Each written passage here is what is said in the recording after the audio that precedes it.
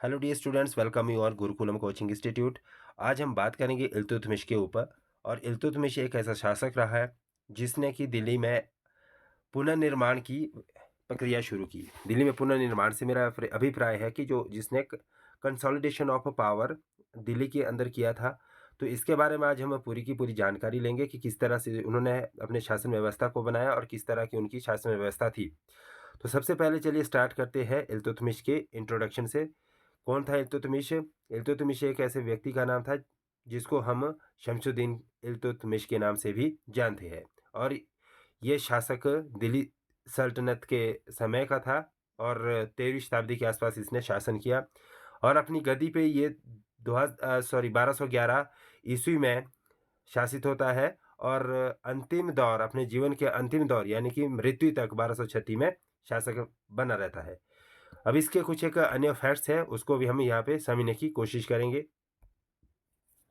That is कि राइन and accomplishment. सबसे पहले हम इसमें बात किसकी करेंगे?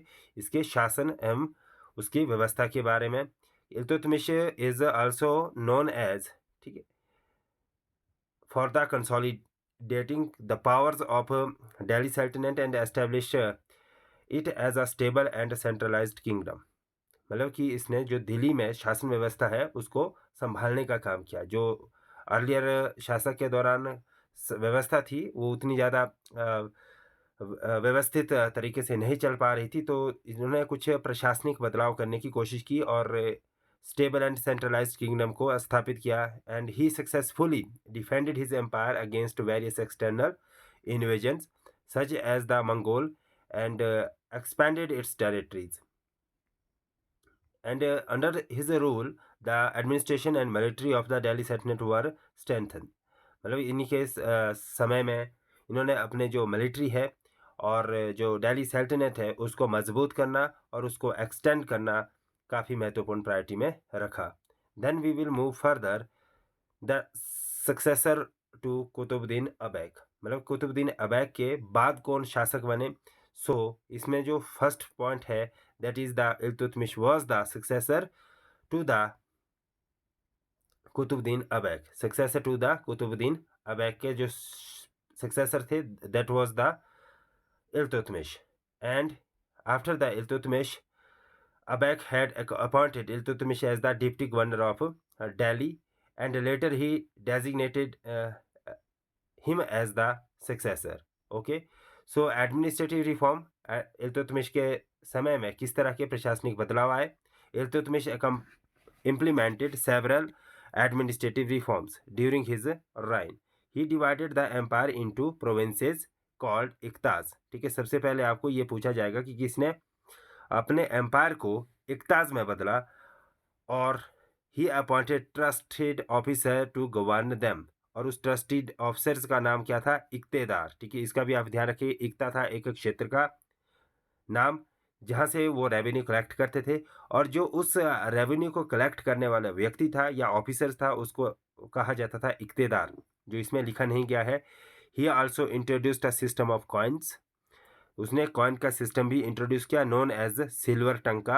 And he became widely recognised as the currency in the region. Sorry, he which क्या मतलब जो उन्होंने सिल्वर कॉइन इंट्रोड्यूस किए वो पूरे के पूरे रीजन के अंदर वेल रिकॉग्नाइज्ड करेंसी के रूप में अडॉप्ट किए गए।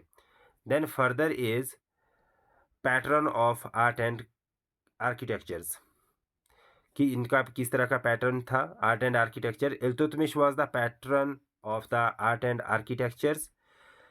ही commissioned the construction of various architectural marvels including the Qutub Minar in Delhi। तो आपसे पूछा जाएगा कि किस शासक के दौरान कुतुब